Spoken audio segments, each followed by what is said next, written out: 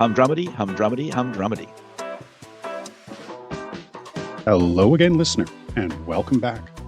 Are you a victim of the at all hours Doomscroll? Do you snap out of endlessly looking at your online feeds to find yourself no less informed and feeling a whole lot more anxious, stressed, and helpless about the world around you? You are not alone. But today we are in luck as I'm joined by my guest, David Beckemeyer, the host of Outrage Overload podcast, which explores political polarization and focuses on reducing toxic outrage by promoting civil discourse. In our discussion, David will help us understand the mechanics behind outrage media and offer practical strategies for fostering media literacy and understanding in a divided world. Tune in and find out about my old-timey take on my podcast in this modern era. Okay, let's get talking. Hi, David, and welcome to the show. Thank you so much, Graham. I'm so glad to be here. All right, so let's just get right into it. I'd like to ask you to tell my listeners about yourself, your podcast, and why they should listen to your show. Yeah, thanks. I'm David Beckemeyer, as you probably know already. But in my little show, I'm formerly a tech guy. I was a tech guy for quite a while, and I retired from that industry several years ago, and found myself kind of caught up in the outrage media world. You know, with we had a big election in 2016 that kind of got people riled up. Then we had the 2020 lockdowns and other things that kind of got people mad at each other. You saw people disconnecting. So I started a podcast about that. So I kind of looked at outrage media. What kind of content are we looking at, and why are we so mad all the time? And I thought maybe there's a story there. And that's when I started this show called Outrage Overload, where we look at that. So I talk to scientists, researchers, as well as practitioners in this space sometimes called bridge building or depolarization, about ways to sort of cope with this the outrage media that's out there and how it affects us mentally. Right. So can you explain a little bit more about what outrage media is? Yeah. So we've all experienced it, I'm pretty sure. And a lot of times people think we're just talking about social media, but really I've broadened it to really speak about it. You see this kind of media on social media, you see it on cable news, and you see it in politicians, political speech and political campaigning particularly. So it's the kind of media that is trying to drive up those emotions. And outrage is kind of a catch-all word for these emotions, which are like fear, moral indignation. Those are kind of a couple of the biggies. And so then they trigger that fear response, and then they use that to their advantage. So, you know, when I'm talking about outrage media, it's mostly about people that are sort of playing it up for their own benefit. I mean, obviously, outrage has a place in society that, you know, we all get riled up about something and we want to go do something about it. But this constant stream of outrage coming from all these places and keeping us in sort of just swimming in outrage is just simply not good for our mental health. Yeah, I mean, it's almost becoming that is the norm for a lot of information and a lot of way people are speaking to get our attention. You know, is this now becoming the primary mode to get messages out to people? It's definitely common, and I've actually seen, so this goes beyond politics as well, right? Because I've actually seen marketing, you know, like you can take these sort of workshops and master classes and things like that. And I've seen them say, what you want to do is put out a very polarizing, emotionally charged message, right? Like that's how you get, you know, your numbers up on YouTube and all the social media platforms. And obviously this carries over to other media as well. And so you see this as a tactic, like it's preached as an actual thing, an approach to do. So, you know, and it works, as you say, for a lot of channels and a lot of media. That's kind of their gimmick is I'm going to get people riled up. So yeah, it's very common. I don't know if it's the only way that things happen, but it's very common. And like I say, it's even preached as a marketing technique. Like this is what you should do, and it makes it harder for us that aren't doing that to, you know, reach those audiences because they're sort of expecting it now, right? And that's why I talk about this idea of outrage porn a little bit. When this idea we've kind of become addicted to this kind of content where we seek it out. Like we sort of like hearing how the other side, if it's a political thing, we sort of like hearing how the other side is kind of bad or doing bad things. We like to see somebody showing us the bad things they do, because it reinforces our moral superiority. It reinforces that we made the right choice to pick the team that we're on. And so we get sucked into it, and we want to see more of it, right? Even though we don't these long-term effects of that aren't helping us. Yeah, and that's interesting because they talk about, you know, these siloing of information where people are looking to hear just the opinions that coincide with their own. But I think you're onto something there that really maybe it's the opposite, that we are actually seeking out this outrage ourselves to help reinforce our own opinions because we see these people, we read what they're saying, and we're like, oh, they are so wrong. And that makes us feel, more empowered by our own opinions. Yeah, and I think this is really a critical point for, the ideas you talk about on your show of kind of coming out of the, sort of boredom of the world. Like this is one way we find ourselves doing this. When we're bored, we go to this stuff, right? And I wrote a piece about this is that it's not real. We're seeking community. And yet we go do this stuff on social media and we only come out lonelier and more upset. Right. So it's got like we think we're finding community and we're really not. So, I mean, a big piece of that is trying to break that cycle a little bit. And, like they talk about go touching grass and things like that, and try to find people in your local community. And that's, I think, a big piece of this is that we're not getting what we want out of it. We're the most lonely, society that there's been in a long time, despite all this connection. We have more connection than ever in theory, but we're not finding real community through it.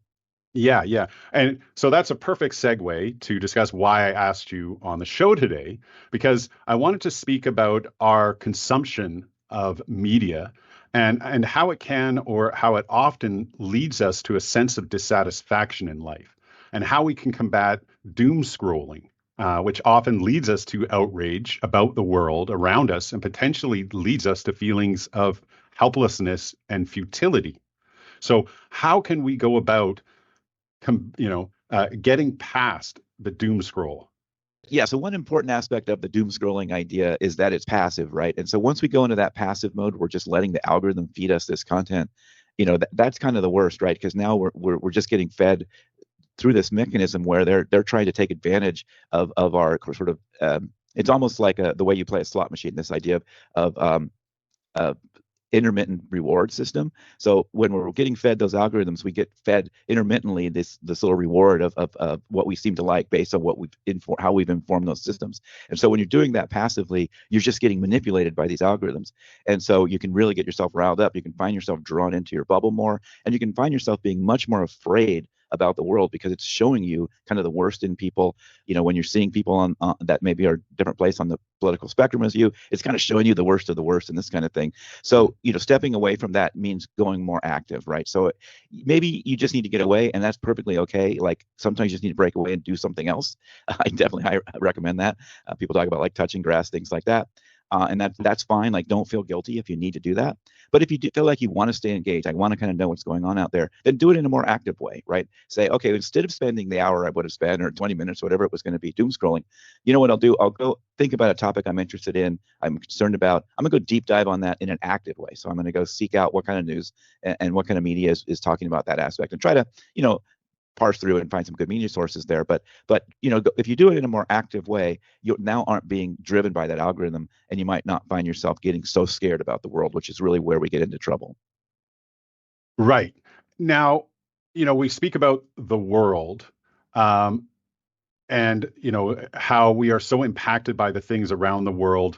We obviously can't control many of these things. They're outside of our sphere of influence. You mentioned about the idea of us being disconnected from community. Should we be looking more locally at, the topics that are influencing us daily from, more of a civic or, for you, state or us provincial type sphere? Absolutely. I mean, one of the problems that we've had is this media consolidation, where there's not as much local journalism as there used to be, and so then what happens is they're all sort of doing the same news in this broad way. So they're not going to have a lot of information. So we get then fixed. So they're just reporting on these national issues. So then we get more fixated on those.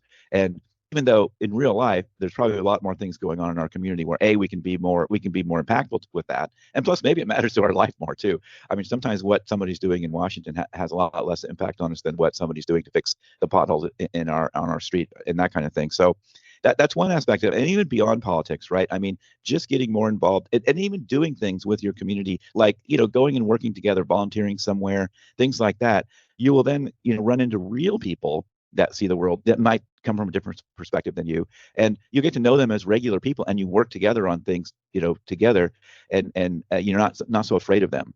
And they're not so afraid as you of you either, and then that can open doors maybe if you want to go into a more political conversation. But even not spending any time talking politics, just spending time with people in your community, and participating at that level is A, it's far more effective. Typically, you can have more impact in it, and B, you're typically not going to get as outraged at the world, and afraid of the world as you are, constantly looking at kind of national media. Right. Now, I believe that is actually one of the goals of your podcast when you started it, was to find a way for people to come together more and have create or to have constructive dialogue about divisive topics. Right, and that's a big key, that constructive dialogue word, as opposed to always finding common ground. Right. I mean, common ground is great when you can find it, but learning how to coexist peacefully is also important. Right. And just that appreciating that plurality and getting used to it. Right. That's something that in social media, it's easy to, like we say, find ourselves in our bubble, and we often don't even know that's happening to us, because we suddenly have this misperception of the world because we're in this bubble, that everybody sees the world the same as us. Right. And then you can get kind of shocked when you go out in public and find, oh, not everybody does see the world the same as us, or if you run across content from somebody else's bubble. So yeah, that's a big piece of it, is as it goes beyond just trying to find common ground. Like, some people think, well, I don't want to find common ground, and that's okay. Like, you can hold on to your issues. I think another aspect of that is when you do reach out to people, and I think this fits with your podcast as well too, to make life more interesting, treat it as an opportunity to learn, right, instead of as a threat. Like, we're not going into this to sort of prove each other wrong. We're going into this, I like to talk about it as, instead of saying we're going to go into this as a battle, and I'm going to be right or you're going to be wrong, and there's going to be a winner and a loser, go into these conversations as, like, we're going to go together on a detective mission to try to understand why we see this differently. Right. So if you change that frame a little bit into a win-win, where we're both going to learn something about each other, and probably something about the issue we didn't know as well, instead of a debate where I am wrong and you're right, or vice versa, I'm right and you're wrong, whichever way. But take away that kind of battle of, don't make it a debate, but make it something we're doing together to go learn stuff. And I think that makes the world a lot more interesting. Yeah, I mean, I have this saying I've come up with, and maybe somebody else has coined it as well. But this particularly about social media, I say it's the deaf leading the deaf. And that's where, everyone Yes. is just screaming out to be heard, but nobody is listening. 100%. Yeah. I mean, I participate in a lot of, political forums and stuff. When I say participate, what I mostly try to do is be an observer these days, and I just observe these interactions. And you're exactly right. I mean, even groups that sort of purport to be, we're the polite group, and we're going to have these polite conversations. I mean, they devolve into battles immediately, right? And people, and that's one of the challenges, is that we are in this space, is these emotions are so deep in our brains that we don't even know when we're doing it, right? We can see it in other people, and we can see it on people on the other side. We're often blind to it when it's sort of folks that we agree with, and we're blind to it when it's ourselves. And that is a tough one, because we're participating in this stuff at the same time we're saying we don't like it. So yeah, and social media is that 100%. That it's those loud voices. Everybody's talking, nobody's listening, and that really gives us a misperception of the world, because that's not how the real world is. That you're seeing, like I say, that smaller percent, that these extreme loud voices that behave that way. Now, people start modeling that behavior, that way, and then they start behaving that way in real life. But it's easier to undo in a face-to-face conversation than it is in online, where it's just essentially impossible to have a productive conversation online. Or I shouldn't say impossible, but it's very hard. It's much more difficult.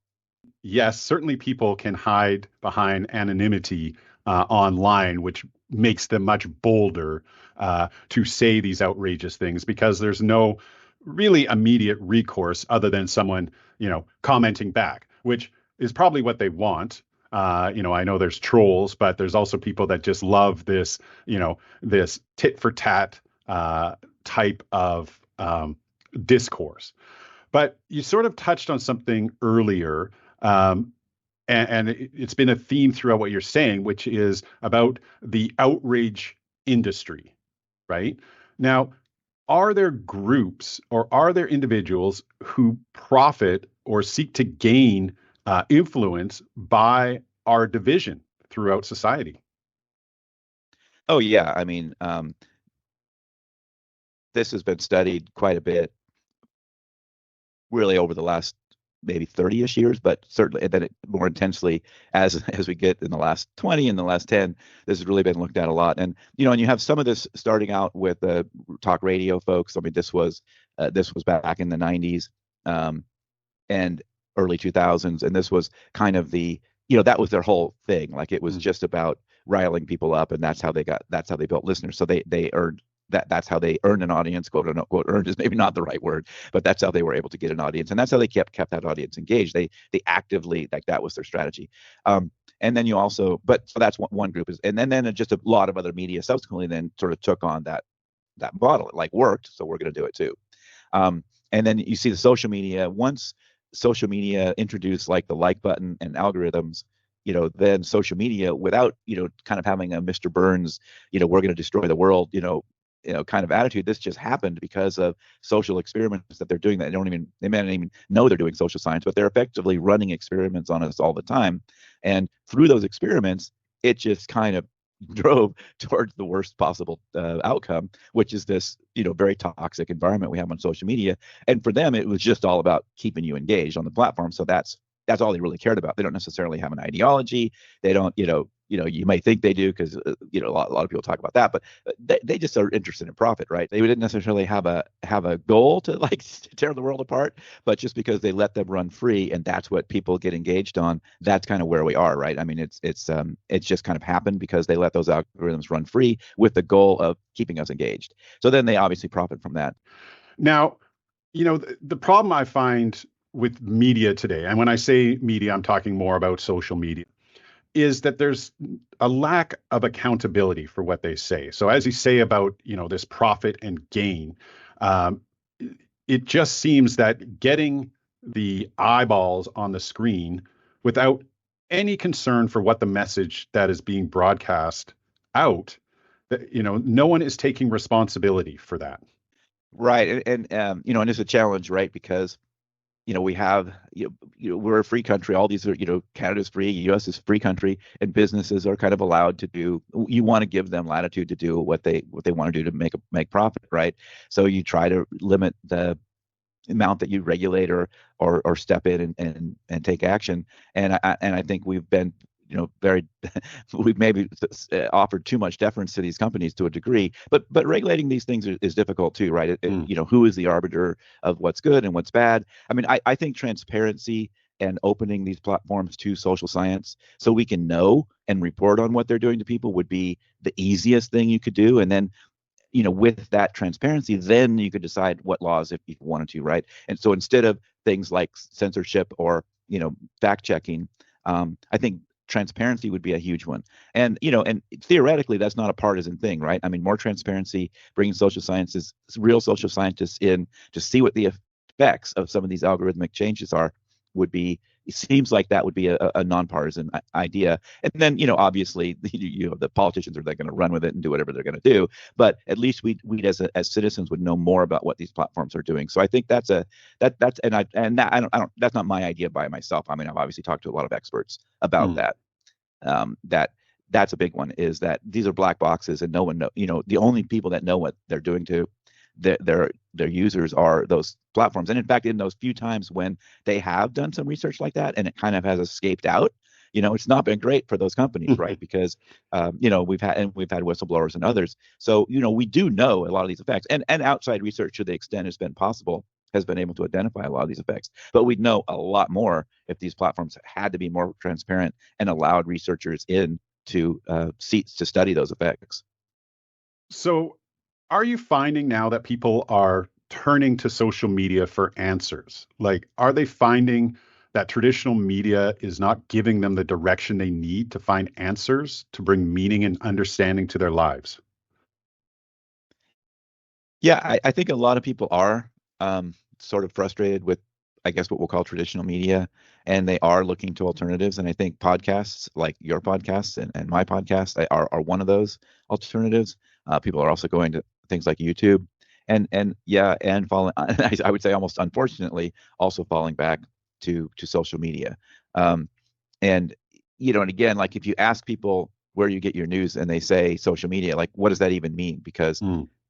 many times social media is repeating something that was on traditional media. It's maybe a clip from stuff that was on traditional media and things like that. So, but yes, people are definitely looking for answers and and seeking out alternatives, especially when they're looking for more in-depth content. That's when they're really turning to things like podcasts, and the trust of podcasts has really gone up, for better or worse, because I think there are some great podcasts, and I think there are some that maybe aren't as providing as much quality information. But I mean, I think there is this movement that people are frustrated with traditional media, and it's gonna come to it's kind of coming to a head.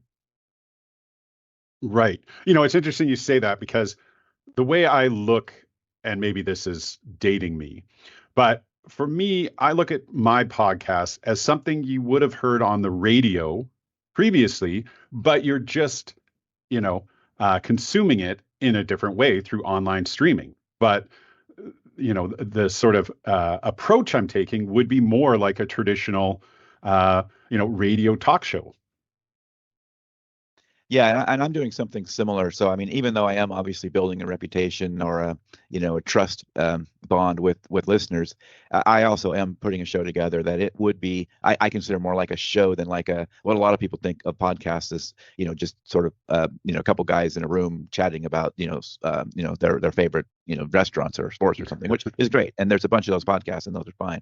But I think there are a lot of becoming more and more shows that are trying to really kind of dive a little bit more, doing journalism basically, what we traditionally might have called journalism. And I'm not an expert in journalism. I am taking online journalism courses, so I'm Hmm. becoming familiar certainly with the ethics and process of some of it. But but I think a lot of us are taking that role of journalists.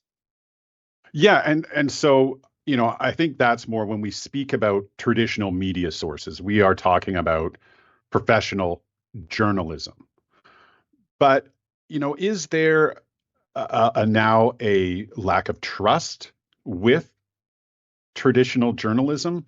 Because in a lot of cases, they aren't necessarily trying to, if they're true journalists, trying to provide a specific viewpoint. They're trying to present us with facts, and then we can surmise our own opinion about what they're presenting. Right, and I think a lot of people lose sight or kind of forget what journalism is. And there are, and when you're talking about issues about political issues or that kind of thing, don't we have the news, which is doing exactly what you just said, just trying to present the information in the most complete way, and not necessarily driving towards a particular outcome. Whereas there's also commentary, right? So there's the opinion pieces and things like Mm. that, which are much more trying to present a narrative and drive you toward a certain way of looking at the world. And that's fine. They can have that, and they do separate it, and journalism is typically separated. Now, this is where things get a little weird. We aren't that great at noticing this was opinion versus news, and some people don't really even know the difference. And I think in when you're talking about us non-professionals doing this, we have to inherit some of those practices that real journalists do as well, and kind of be careful of when we're you know sort of having commentary and when we're having trying to present information. And I think there's another aspect of this I just want to touch on a little bit, which is sometimes we make the error of pitting disinformation on one side and sort of quality journalism on the other. And these are actually not opposites, because disinformation is a narrative and trying to sort of lead you to a point of view.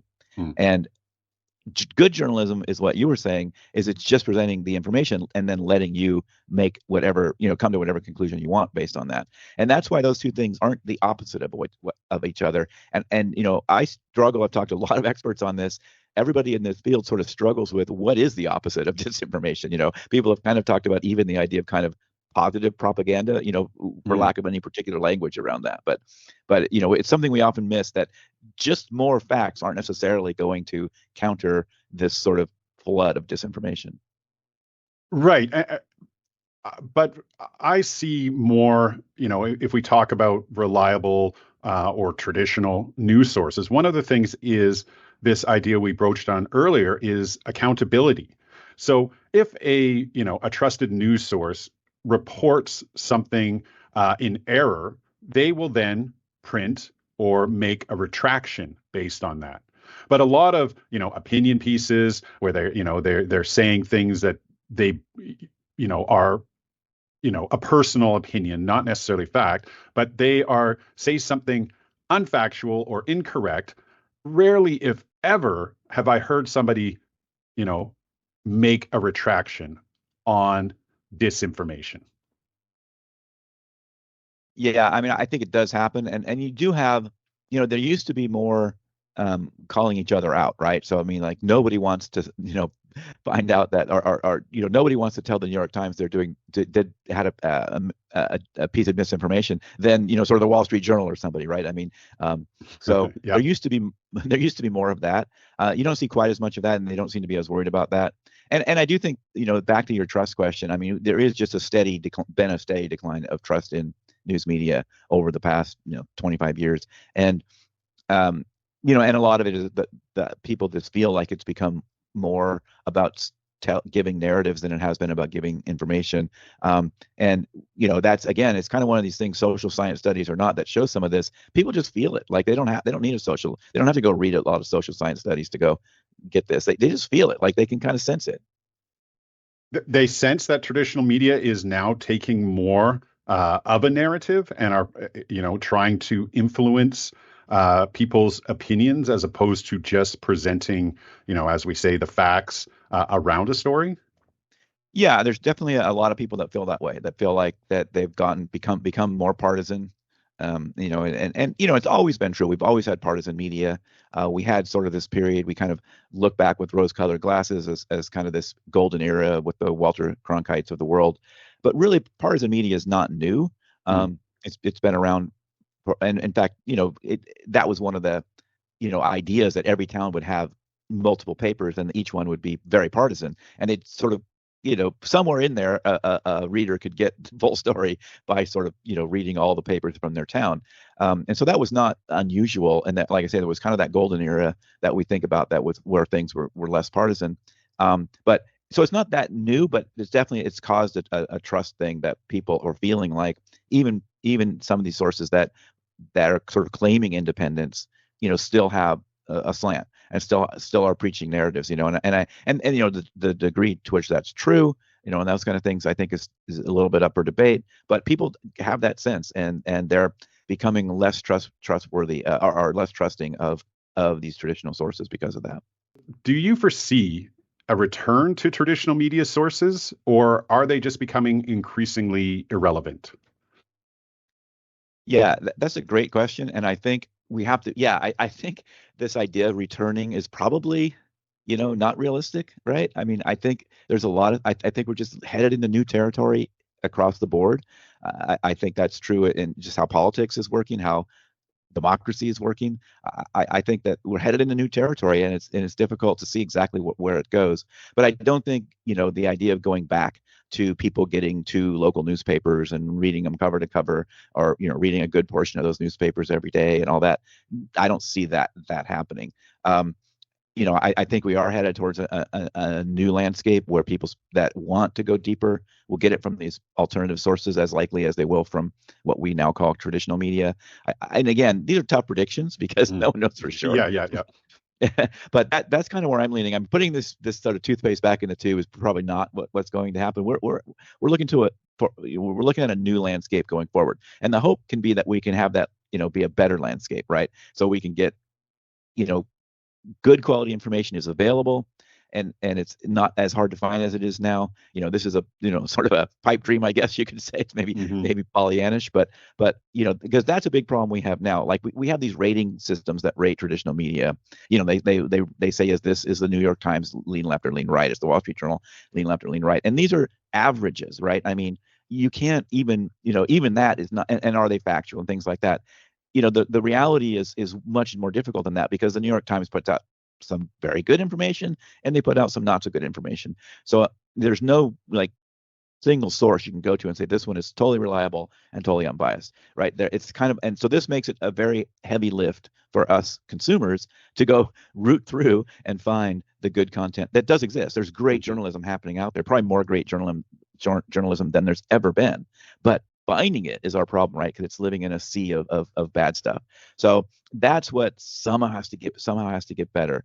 Some way that it's easier to find quality stuff, and we're not just doom scrolling. So we're not just letting those algorithms feed us, this take over for us and make all the decisions for us, and that we're able to find, quality information. And that's sort of the landscape I'd like to see in the future. Exactly how we get there, no one seems to know. Right. So, yeah, it sounds like we need more of a human doing curation of uh, of media, of journalism, to present us with maybe a more balanced point of view. And that to me would be maybe the new quote unquote traditional media would be new online magazines that may pick and choose different stories that they have, vetted, that hopefully will give us again that balanced perspective on various topics. That's one way, and I think I'll mention two, sort of different approaches to this that are worth listeners to go check out. One is called 1440 News, and that's a little bit more, and it's a daily email that you'll get that summarizes, stuff that this group of editors, human editors, have combed through and found that they consider, less outrageous media and more informing media, and they run across different. It's not all from the same sources; it's from various sources, and you get a daily email and you can read. So this email, which it kind of gives their summary and then has links off to articles, each day, and it's not a huge long read, so it doesn't take up your whole day. Another approach is sort of the opposite of that. So 1440 News is a humans doing it, a team of editors. And another one you can try that's free is called OtherWeb, and that's a website. I don't know if they have an app, but you can just use it in your browser. And what it is a AI-based one.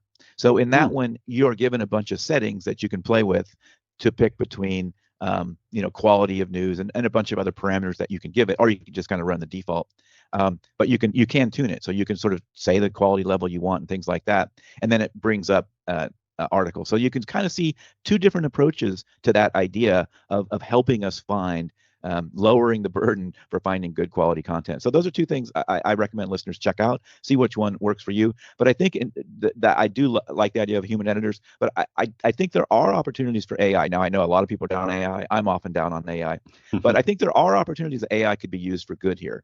I mean, one example would be less about whether something is partisan or not, which is something potentially AI could do. But another one that AI could do is certainly point out logical fallacies, because you see that often in these stories, right? Where it's like they go really hard, giving you all the reasons why their sort of counter argument that they don't like is bad. Then they just make some assertion at the end and give no evidence for it whatsoever, right? And so an AI could help spot that kind of stuff. So I think there are I think AI can also help us a lot in getting the tone of articles, like, and I certainly think it could help us in drafting our own tone. I mean, I love the idea of kind of a Grammarly type thing that could, and I do this with AI sometimes myself. I'll write something that says, and then I'll ask AI, maybe I should tone this down. Is it a little hostile? And the AI is like, here's a way to tone it down. And then I can maybe take that as input to say, oh yeah, that's probably a good idea. I could probably tone that down. But I think we could do that more in our social media. I mean, that's a tool. If we, again, if some of this comes back to the will to want to do it, but that's something that we could also, I think there are many ways that we could use AI for good. It doesn't all have to be humans. And we don't have to be, I'm not saying you shouldn't be afraid of AI, but there's the potential for us to use it for good. Yeah, I think that's, a really interesting point about using AI in that manner. But that leads me to another question. And, it's about us personally being responsible for our own critical thinking, in the media that we are ingesting daily.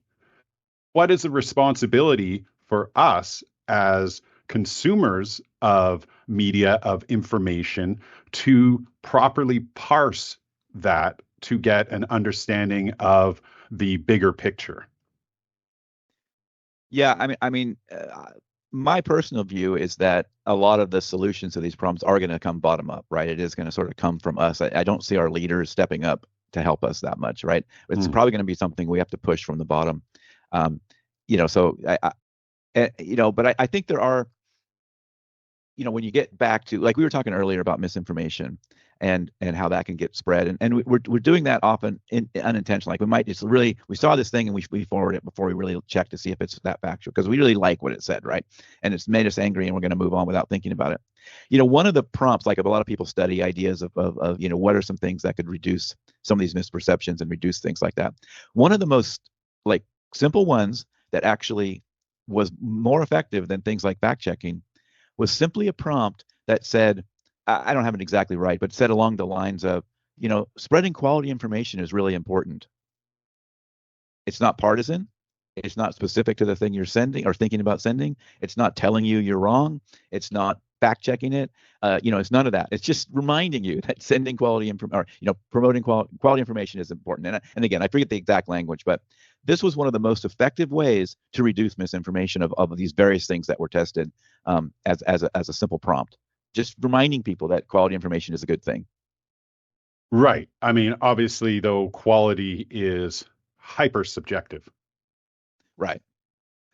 Yeah, exactly. But I mean, it's interesting that just that prompt still resulted in that.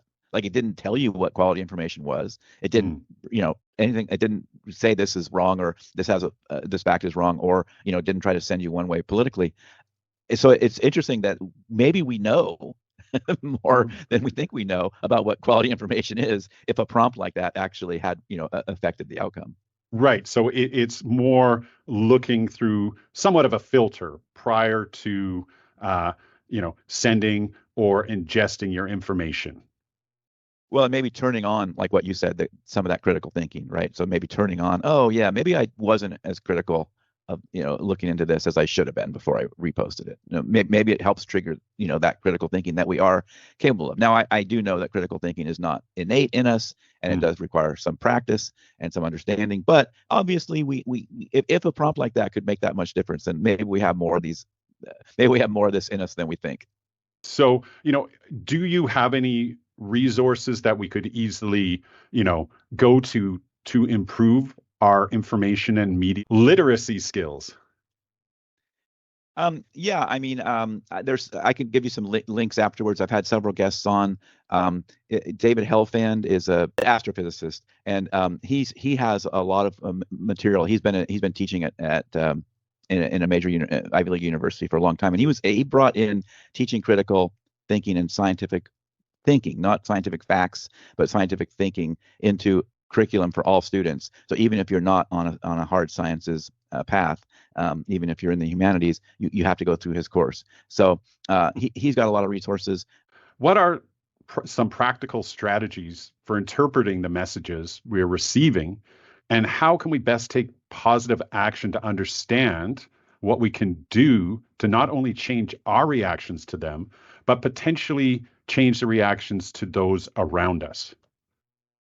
Yeah, it's a great question. And so a couple of practical things. And sometimes when you tell people about some of these practical ideas, they sort of say, well, that just seems like a platitude, like it's too obvious or whatever. But the reality is these things are sort of scientifically shown to help.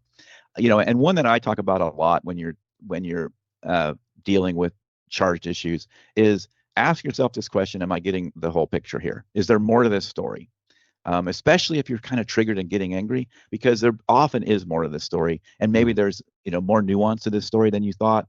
And even though you're in your bubble and it really agrees with all the people you've been talking to lately, this kind of thing, that's even more signal that maybe there's more to this story, and I need to that I can probably find out there's more to this story, and there's more nuance here. And we don't always love nuance. It's like it's not natural for us. Like we really like black and white thinking and being able to make a decision and move on, because it's a little bit uncomfortable to live in that space of nuance. But that's a really important question. And I think there's some real simple things you can do if it's a media story. Is there even a byline? Like, is somebody willing to put their name on this? Was this written by someone? I mean, it seems kind of simple, but that's also a little bit of a, like, is this a red flag? If there's no byline, that's kind of a little bit of a red flag there.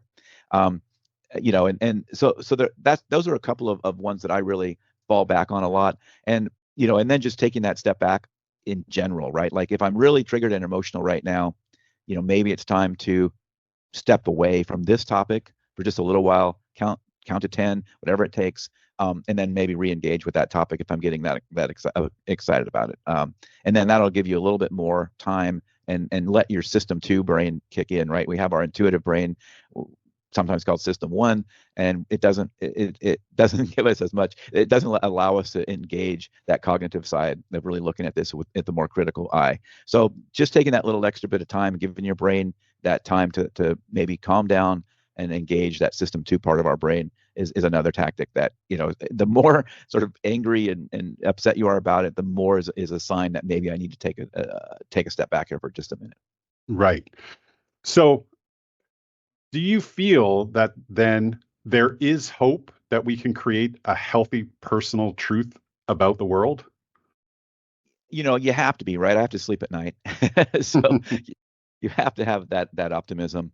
Um, and I think I'm glad you said the personal truth, because I think even accepting that reality is important to this, right? Because this idea that my truth is the truth is what gets us in trouble a lot of times, right? And that's what can start down that path of I'm right and you're wrong and turn everything into a sort of a battle. So just acknowledging that and turning this back into what we said at the beginning, a little bit of a learning exercise. Like, again, to make your life less boring, go talk to people that look at the world differently, and try to understand them a little bit, right? I mean, I guarantee you'll learn something. And another piece about that I often run into is people. It's almost like people think if they grant space for somebody who has these different views, they somehow that implies you agree with them or that they're going to change my mind. Neither of those things are true, right? You can simultaneously hold firm to your idea. Just letting someone else explain their position doesn't mean you have to either accept it or change your mind. Now, it might change your mind. That's fine. You shouldn't be closed to the idea of changing your mind, but you shouldn't also be afraid that just by creating space for them somehow, makes me not loyal to my cause or whatever, right?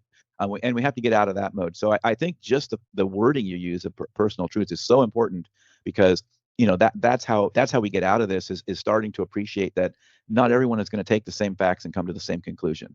And sometimes we think it's all about getting the facts the same, but even when the facts are the same, not everyone is going to come to the same conclusion. And so this is something important here to understand, that I'm not in the game of persuasion necessarily. I don't necessarily encourage people to be in the game of persuasion, but many people see that as their objective. Like, they want to convince this person that they're looking at the world the wrong way.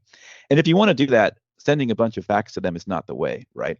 Understanding where they're coming from and really seeking out, like, there's the idea of straw man argument, right? But there's the opposite of that, which is sort of a steel man argument. See if you can find their solid argument for why they believe the thing they believe, right? It's easy to, say, well, they got it wrong, so they must have bad facts, they must have bad logic, something like that. But try to find try to find the more rational reason for why they might think that way. And you can discover that by asking those questions. And instead of saying, again, how you're wrong, talk about, tell me more, right? That's a great question to ask people. And so anyway, that's, I think, so yeah. So do I have hope? I do. I mean, I think I have to, again, because we all have to sleep. And it's not that hard, right? We just have to make a little bit of a commitment to it and have some humility. Yeah. And I think really the great takeaway from what you were just saying is we need to find healthier dialogue. Now, just before we end, on that idea of hope, can you tell me something positive you recently heard or read that you'd like to share? I saw something, and I actually forget the specific topic now, but there's a lot of I don't like to. Donald Trump tends to take up a lot of air in the room, right?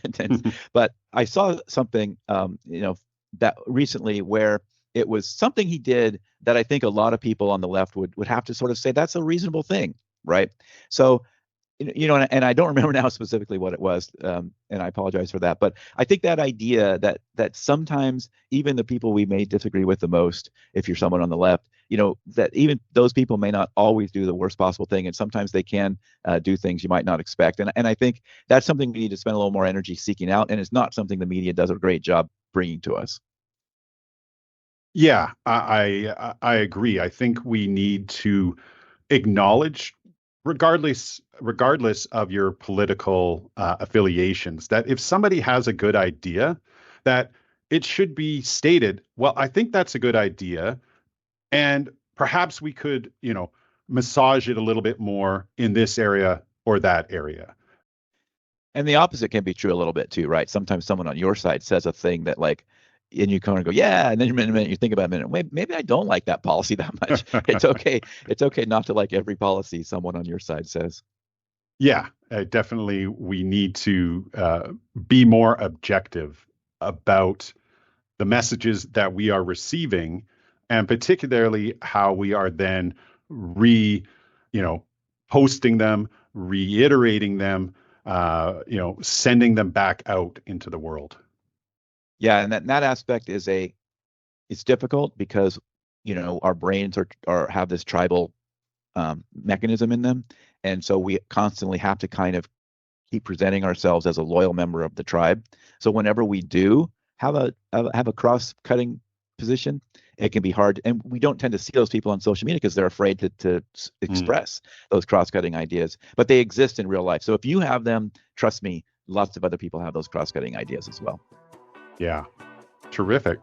Okay, David, I would like to thank you for taking time out of your day to speak with us today. It was really informative, and I hope you have a great rest of your day. You as well, Graham. I really appreciate it. So, listener, your mission, should you choose to accept it, is not to escape from the news of the world or hide from opinions that differ from your own, regardless of how they may enrage you, but to go out and view, review, and re-engage with quality content and information with a more critical eye and ear, not only when assessing opposing viewpoints, but equally assessing those we immediately agree with without fully considering potential underlying implications. Don't just blindly like and repost. Be sure to check out David's podcast by visiting his website at outrageoverload.net or searching for Outrage Overload on Apple Podcasts or Spotify. To find the links to the curated news sources mentioned in the episode, search up 1440 News as well as Other Web. Now get out there and stop that doom scrolling and start that purposeful scrolling. Take care.